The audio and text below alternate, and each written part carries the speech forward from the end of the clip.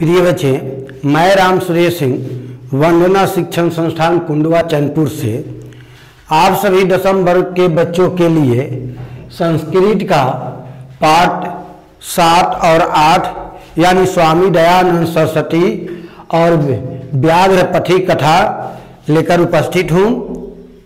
कल मैंने आपको पढ़ाया था स्वामी दयानंद सरस्वती पाठ को और अच्छी तरह से आपको स्वामी दयानंद सरस्वती जी के जो है जीवन चरित्र के बारे में आप लोगों को समझाया, बतलाया था कि स्वामी जी का जन्म कहाँ हुआ था।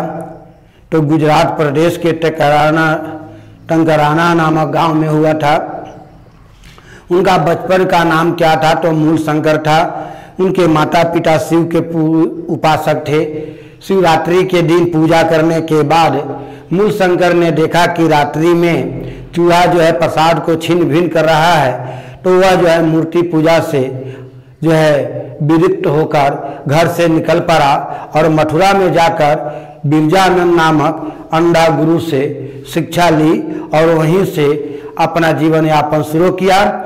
और अंतोगत्वा उन्होंने जो है समाज सुधारक कार्य किए, जिसमें आज समाज की स्थापना की और आज समाज का पूरे दुनिया में प्रचार किया। उनके अनुयायियों ने उनके मरने के उपरांत उनके नाम को जिंदा रखने के लिए जो है DAV स्कूल की स्थापना की। इस तरह से मैंने कल आपको कहानी कहा था और आप भी जो है पढ़े होंगे रात में संस्कृत। अगर अच्छी तरह से पढ़े होंगे, आधा घंटा भी अगर टाइम दिया होगा, तो आज इन प्रश्नों का जवाब आप आसानी से हमसे पहले आप देंगे और अपनी उत्तर का मूल्यांकन मेरे उत्तर से करेंगे और आपको खुद लगेगा कि आपको कितना याद है। तो पहला क्वेश्चन हमारा रहा आज का कि स्वामी दयानंद कौन थे। तो स्वामी दयानंद कौन थे? तो समाज सुधारक। स्वामी दयानंद के क्या थे? समाज सुधारक। स्वामी जी का बचपन का नाम क्या था? तो मैंने आपको बतलाया था, आप भी अपने मन में लाइए और अगर लाए हैं तो मिलाइए आंसर। स्वामी जी का बचपन का नाम मूल शंकर था। स्वामी दयानंद का जन्म कहाँ हुआ था? तो टेकारा नामक गांव में हुआ था। टेकारा या टंकारा, टंकारा भी आप लिख सकते हैं। टेकारा या टंकारा गांव में। अगर राज पूछता है तो गुजरात में, प्रांत पूछता है तो गुजरात में। प्रांत ही राज होता है, राज ही प्रांत होता है। तो आर्य समाज की स्थापना जो है कहाँ हुआ? आर्य समाज की स्थापना कहाँ हुआ? तो मुंबई में। समाज सुधारक कौन थे? समाज सुधारक कौन थे? तो स्वामी दयानंद सरस्वती। सत्याग्रह प्रकाश की रचना किसने की? तो सत्याग्रह प्रकाश की रचना स्वामी दयानंद सरस्वती ने ही किया। आर्य समाज की स्थापना कब हुआ? तो प्यारे बच्चे आप अपने मन में लाए। मैंने बोला था कि आर्य समाज की स्थापना कब हुआ था? तो 1875 ईस्वी में हुआ था। 1875 ईस्वी में।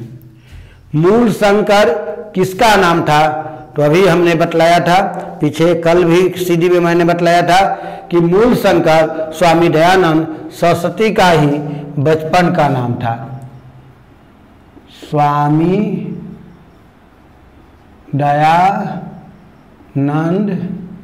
सरस्वती। स्वामी जी का जन्म कब हुआ था?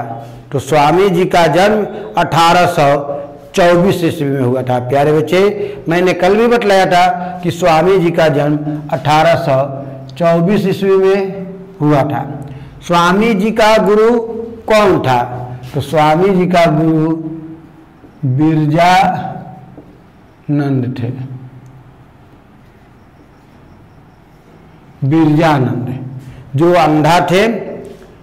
मूर्ति पूजा के विरोधी कौन थे? तो स्वामी दयानंद। मूर्ति पूजा के विरोधी स्वामी दयानंद सरस्वती।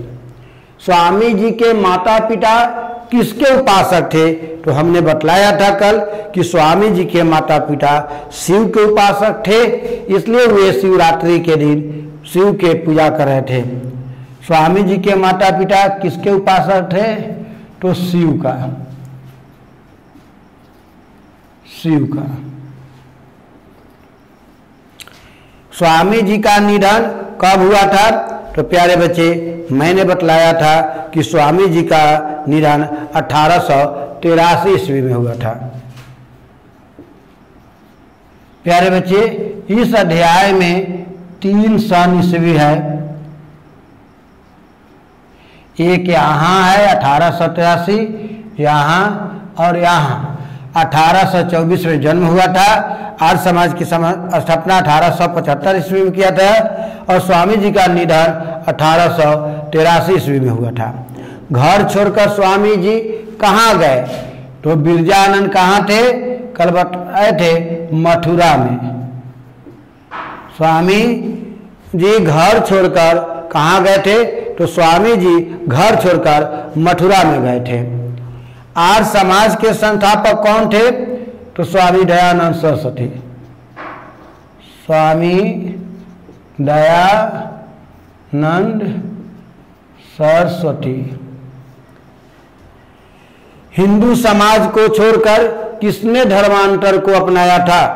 तो हिंदू समाज को छोड़कर कष्टमय जीवन के कारण दलितों ने अपना धर्मांतर किया था, धर्म में अंतर किया था। इसका आंसर होगा दलित, दलित ने। समाज उदारक शिक्षा, सामाजस्य शिक्षाया उदारक का, तो इसका भी आंसर होगा स्वामी दयानंद सरस्वती। स्वामी दयानंद सरस्वती। स्वामी दयानंद सरस्वती जो है समाज के शिक्षा के उदाहरक थे, शिक्षा पर बल दिए थे। प्रिय बच्चे मैं आपसे बार बार यह निवेदन करूंगा कि मैंने आपको जो है प्रतिदिन एक पाठ का सारांश कहता हूं और ये बार बार कहता हूं कि इस सारांश को सुने, सीधी से सुनने के बाद किताब उलटकर उस पाठ को एक बार जरूर अध्ययन कर ले। अध्ययन करने के बाद कल होकर जब मैं उसे प्रश्नोत्तर चलूंगा तो आसानी से आप जो है हल कर लेंगे। अगर ऐसा करते होंगे तो आपको खुद आपका दिल यह स्वीकार करता होगा कि हम में विकास हो रहा है कि नहीं। आप क्वेश्चन बैंक उलट कर देखिए, किसी साल का क्वेश्चन निकाल कर देखिए संस्कृत के, आप अधिकांश प्रश्नों के उत्तर आसानी से दे देंगे। मैंने इससे पहले प्यारे बच्चे 9वीं 10वीं दोनों के लिए एक समान जो है एक ही सीडी में संस्कृत व्याकरण पढ़ाया था, क्योंकि संस्कृत व्याकरण किसी अलग अलग क्लास का नहीं होता, इसलिए 9वीं 10वीं दोनों का था। तो आप संस्कृत व्याकरण का सीडी पढ़िए और यह पाठ का पढ़िए और 100% संस्कृत का उत्तर आप दे देंगे और आपका नंबर मैथ और साइंस के तुलना में आएगा या उससे अधिक आ सकता है। मेहनत करें। तो आज प्यारे बच्चे मैं आपको व्याघ्रपथी कथा का सारांश कहने जा रहा हूं। आप इस सारांश को सुनने के बाद आज रात में व्याघ्रपथी कथा को जरूर पढ़ेंगे और पढ़ने के बाद कल का इंतजार करेंगे। कल हम उसका प्रश्नोत्तर करेंगे ताकि आपको समझ में आ जाए।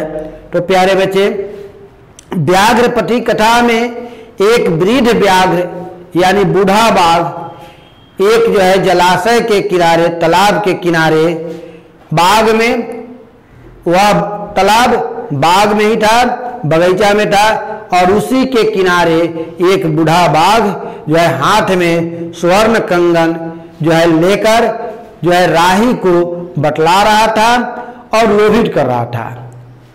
उसी रास्ते से एक पथिक जा रहा था तो व्याघ्र बोला कि सुनो रे पांथ, सुनो रे राही, जो है तुम इस स्वर्ण कंगन को ले लो। राही बोला कि यह कैसे संभव है, क्योंकि तुम जो हो एक हिंसक जंतु हो, मैं इस कंगन के लिए आऊंगा, तुम मारकर खा जाओगे। बाघ बोला कि नहीं, सुनो, मैं जो हूं इसे अपनी जवानी में बहुत से जानवरों की हत्या किया, मनुष्यों की हत्या किया, जिसके कारण आज मेरे वंश में कोई नहीं है। मेरा पत्नी भी मेरी मर गई, पुत्र भी मर गया, पुत्री भी मर गया, मैं वंशहीन हो गया। जब वंशहीन हो गया तो मैंने इस पाप से मुक्ति पाने के लिए मैंने जो है उपदेशकों से, जो है समाज उपासकों से पूछा, ज्ञानवानों से, धर्मात्मा से पूछा कि मुझे इस पाप से मुक्ति कैसे मिलेगा। तो धर्मात्मा ने बतलाया कि तुम जो है दान करो, दान करोगे तो तुम्हें इस पाप से मुक्ति मिलेगा।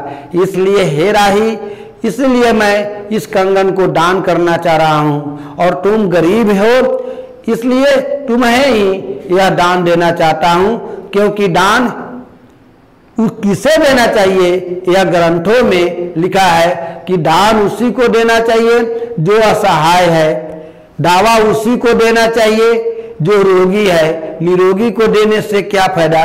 इसलिए तुम गरीब हो, तुम्हें यह मैं देना चाहता हूं। इन्होंने कहा कि मैं तुम पर कैसे विश्वास करूं।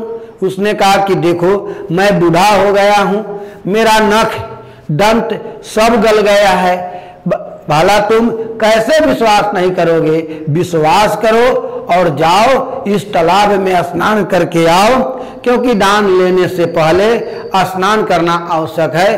तुम जाकर तालाब में स्नान करो और आकर तो कंगन ले लो, तुम्हारी गरीबी दूर हो जाएगी।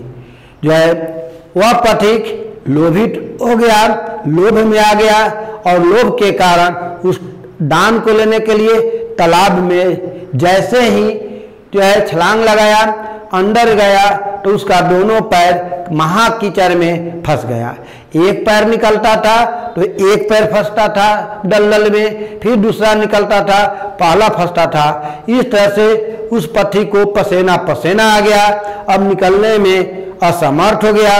इधर व्याघ्र सोचा कि अब लेट हो गया है, इसका अर्थ है कि मेरा जो आहार था वह मानव, वह पथिक, वह लोभी, वह कीचड़ में जरूर फंसा होगा। तो वह धीरे धीरे किनारे गया, और जैसे ही देखा कि पथिक फंसा हुआ है, पथिक जैसे ही देखा बाघ को कि आ गया तो समझ गया कि अब मैं मारा जाऊंगा। फिर भी बाघ ने उसको बहुत ही पुचकारा और कहा कि सुनो, तुम बहुत कष्ट में फंस गए, तुम तो जो है कीचड़ में फंस गए, लेकिन घबराओ नहीं, मैं आता हूं, तुझे धीरे धीरे निकाल लूंगा। पथिक तो समझ ही गया कि मुझे निकालेगा नहीं, खा जाएगा, मार देगा, लेकिन फिर भी मरता क्या ना करता। अब वहीं पर रहा, कोई उसको चारा था ही नहीं। धीरे धीरे व्याघ्र उसके पास गया और उस लोभी पथिक को पकड़कर खा गया। इस तरह से प्यारे बच्चे, इस पाठ से यह हमें संदेश भी मिलता है कि हमें किसी भी सूरत में लोभ नहीं करना चाहिए, क्योंकि लोभ का परिणाम हमेशा बुरा आता है। प्यारे बच्चे, अगर आपको पढ़ाई अच्छी लग रही है तो आप सब्सक्राइब करें, दोस्तों में शेयर करें, ताकि यह चैनल बरकरार रहे और मैं आपको सेवा करता रहूं। जय हिंद।